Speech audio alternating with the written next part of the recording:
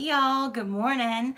So I thought I would hop on this morning while I finish up my makeup, and because I'm actually not running ridiculously late, and I know I haven't been very consistent lately, and I apologize for that. I explained a little bit. Ooh, I'm making a mess. I explained a little bit in my last video, kind of everything that's been going on. So if you're curious as to like why I went MIA, well then, hold on, let me adjust a little bit. Then you can go check that video out. But anyway, I have been like, even though I haven't been commenting on everything, on the page like I used to, I have been keeping up with, what's going on over there and some of the questions and stuff. And even though we haven't had like a tremendous surge of new people coming on, due to the whole Facebook privacy thing, which I need to sort out, but I'm still getting a lot of questions, a lot of the same questions over and over and over again. And I don't know if it's just because there's so much on the page that it's hard to sift through, or because, information has been kind of dispersed piecemeal in comments and random video chat type situations, or people just aren't using the search bar. I don't know. But I thought it would be good to kind of take some of those common questions and put them all in individual videos. So I'm going to be doing a troubleshooting series. The first one, you can tell from the title, is going to be about foundation, because I think that's the biggest one that people tend to have a lot of questions about. Hold, please. So anyway, I thought it'd be a good place to start. On these videos, even though I'm doing them live, because that's just the easiest way for me to film, I'm not going to enable chat, because I feel like these would be good tools to share with your people. And it's kind of weird if I'm like sharing information and then stopping and chatting with somebody who's like saying something to me or asking a question or whatever. So that's why the chat is disabled. But if you have any questions throughout the course of the video, you can still add those questions as a comment, and I will answer them as soon as I can. Okay, so one of the most common questions that comes up in regards to, and I'm sorry, I'm kind of like looking back and forth. I am finishing up my makeup while we chat, or while I talk at you. Anyway, one of the most common questions that we get on the page is about shade matching. And it's just like buying, if you were to buy a foundation shade online at Sephora or something, you kind of have to guess, and you kind of have to know your skin. You have to know where you typically fall in a foundation shade range. You have to know kind of some of the names, the shade names that tend to be more suited to you. So for me, for example, I would fall in the fair to light category. I'm not porcelain or alabaster. I'm more of an ivory. That typically the foundation shades that work for me are going to have ivory in the name somewhere.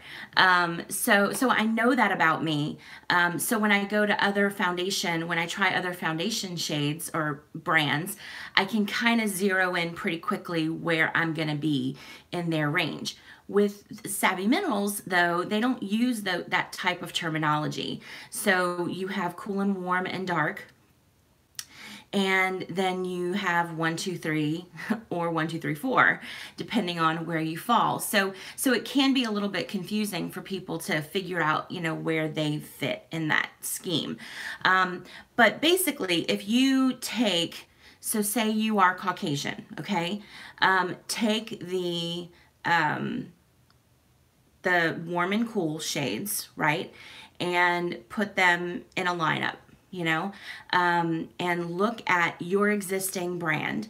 And, well, first of all, let's start with 1, 2, or 3. Okay, so take your existing foundation shade, and you should be able to easily find a photo lineup of your current brands or your previous brands shade range on the internet. If you just type, your brand foundation shades, and you should get a picture of like the whole spectrum of all of that. Take the section of it that applies to you, whether you're a Caucasian or you're a darker skinned person, and divide that into 3. If you're Caucasian, divide that into 3. That should give you a pretty good estimation as far as 1, 2, 3, where you fall in Savvy Minerals. As far as the cool or warm situation, I would say warm 1 and 2 for the warms, pretty neutral. So those should work pretty well for light, fair to medium. You should be fine and warm. If you have any redness in your skin, you're going to want to go warm because the cools are very pink. I know maybe 2 people in my whole life that are very pink, not red, not ruddy, not rosacea like me, actually pink. Most people are going to be, you know, in that more beigey yellow kind of tone. If you have redness, you're gonna want the warm, the yellow and the warm to balance out your red. If you try a cool with redness in your skin, you're gonna look like you're blushing all day long. So cool or warm, for me, I would default to warm. Now the warm 3 is very, very warm. So I think the darker your skin, the more tricky it gets in general with this foundation, whether it's the 3s or into the darks. It just gets tricky because on the dark end of the spectrum, you have less options. You have 4 foundation shades and they alternate between warm and cool, but then the shade also increases. So you don't have the option if you're, you know, like a dark 1, if you would fall in that kind of lighter end of the dark spectrum, you only have a cool foundation. You don't have a dark. So, so they need to work on that. But anyway, I hope that makes sense. Start with a foundation brand that you know, divide it up accordingly, and then that'll tell you whether you're a 1, a 2, or a 3. And then, you know, default to warm, I would say, as a starting place. So that's the first thing. And the second thing, so shade and temperature. The other thing that comes up is coverage. And I think that's the thing that I talk about the most on here. So I'll tell you that in order to achieve great coverage with this foundation, you need to prime your skin. And I don't mean go buy a primer at the store. You can try the Savvy Minerals. They have primers now. But for me, for my money, making my own was the way to go. So, and it's worked really, really well. You can use the recommended priming step that Savvy Minerals suggest, which is the Art Light Serum, the Art Renewal Serum topped with the Art Light Moisturizer. Don't let it set into your skin. Just apply it and go right in with your foundation. You need the hydration still on your skin for you to build the coverage. Build in light layers. And try lightly baking with a beauty sponge similar to this. They come in different shapes, but dry sponge into the foundation and then tapping onto your skin. I'll do a little bit on my chin just to kind of show you. I've got just a little bit on there, and then you just lightly bake and you're good to go. So, so that's coverage. I would say as far as utensils and stuff, the brush and the misting spray really were a game changer for me. Once I got the priming step, the moisturizing, hydrating base going, the brush and the misting spray were a game changer for me. 1 or 2 spritzes on your brush. Again, don't let it dry, go right in. You don't want it to be overly wet because then it's just gonna get gloopy and weird. So 1 or 2 sprays on your brush, swirl it into the foundation, tap off, and then circular motions, and then you can dab over areas where you need, or go in with the light baking afterwards, after you get like a good layer on. Longevity. Okay, that's another thing that's come up. I haven't had any issues. I think things that typically cause problems with longevity would be applying too much, applying a primer that isn't suited to your skin tone, so it kind of fights, kind of like oil and vinegar, right? It's going to fight a little bit. You know, so that having the wrong either ingredients in your primer or too much of it, you know, too much emollients going on, or applying too much of the actual foundation. I think, you know, if you don't have your primer right, then to build the coverage, you have to keep applying and applying and applying just because of the pigmentation level in the foundation. And the more product you put on, the faster it's going to break down on your skin, and so the less time it's going to actually last on your skin. So I would, if you're having issues with longevity, I would adjust your primer situation, and try to use as little foundation as you absolutely can. And I think you'll have a whole lot better result that way. You can also do what a lot of other people do with every other makeup brand out there. If you have issues with longevity, or you want to make sure that your foundation stays looking great all day long, is get a setting spray. You know, there's tons of them on the market. There are some clean ones, I believe. I'm blanking on the brands, but you know, you have to do your research. But also, Young Living has a setting spray recipe on their blog. So if you would just type Young Living setting spray, you'll find this recipe. It's mostly water. I filled this up to about here with water, and then I put a little bit of vegetable glycerin. I put a little bit of my hyaluronic acid that I love. I put it in everything. It's so good for your skin. So I just put a couple drops of that in there, and then you can get the vegetable glycerin on Amazon. You can get that hyaluronic acid on Amazon. And then 6 drops of essential oil. And what essential oils you use are entirely up to you. They recommend frankincense for normal skin, geranium for oily skin, geranium or tea tree for oily, acne-prone skin, and then myrrh for dry skin. But I used a combination because I'm a little bit extra all the time. I did 3 drops of frank because my skin loves frank. I did 2 drops of geranium and 1 drop of neroli because my skin really loves neroli and I love the way that it smells. And then I just put all of that in here to the water, give it a good shake, and then spritz my face, and this smells amazing, y'all. Oh, it smells really, really good. It would make a really good perfume, actually. But anyway, I am going to follow up with you guys on this because I've just started using it, and I'll let you know how well it works compared to other setting sprays that I've used. But this would be a natural option for a setting spray. Pores. Okay, so we had a lot of discussion on the page about pores, and I kind of steered clear of that because those types of things on the page kind of honestly stress me out a little bit because there's so much input, and there's so many things that play into number one, why your pores are seeming to be more exaggerated, and you know, it could be a product interaction, it could be a skincare issue, it could be, you know, a tool that you're using, you know, it could be your primer. There's so many different things. So I would say for me, what I've noticed, and I have oily skin, I have pronounced pores on my cheeks that are exaggerated because of my rosacea. So this is an issue for me.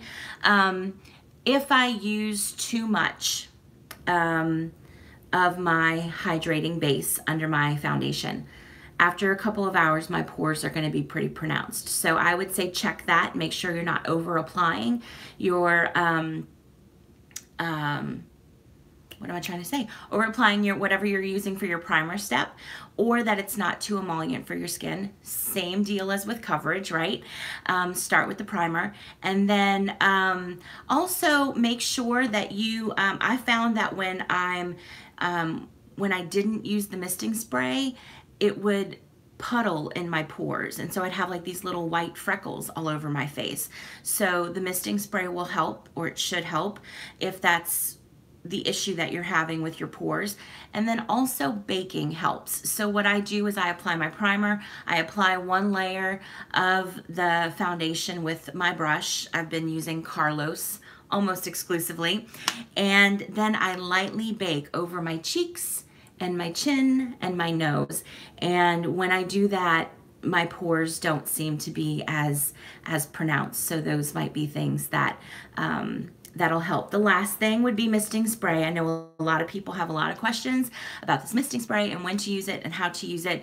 I primarily use it for foundation. I don't use it for blush. Especially with the shimmery blushes, it will wetting your brush for the misting spray.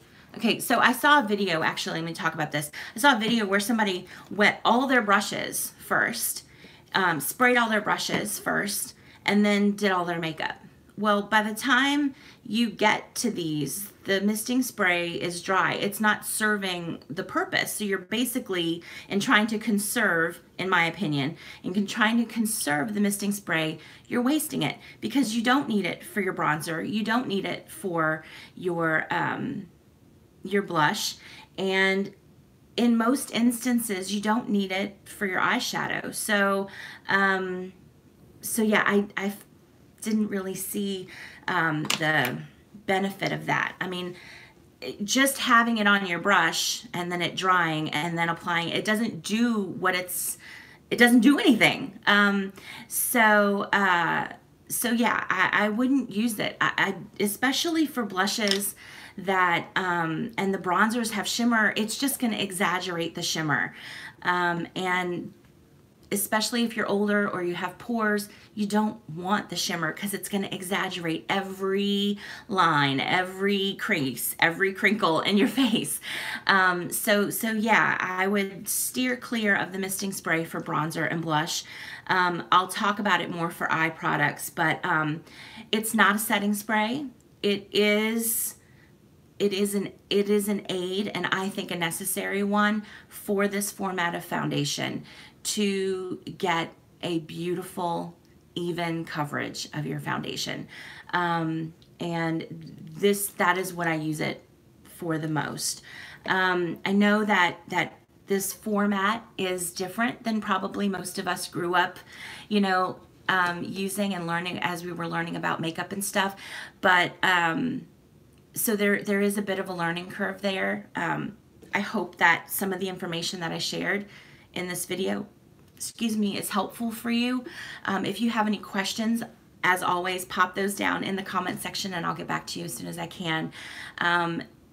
But I would encourage you to stick with it.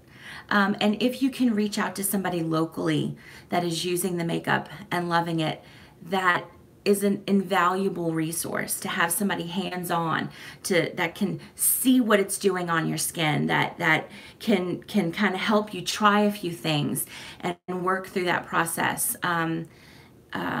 in person, or take some of these and get with a friend and practice and play and have a makeup night and see what works for you and what doesn't. It really is going to be, for most people, it's going to be a little bit of trial and error because most of us aren't used to mineral makeup. And this mineral makeup is, especially the foundation, is a little bit different than any other mineral makeup that I've ever used. So, so yeah, like I said, there's a learning curve, but y'all, it's so good and it's done amazing things for my skin.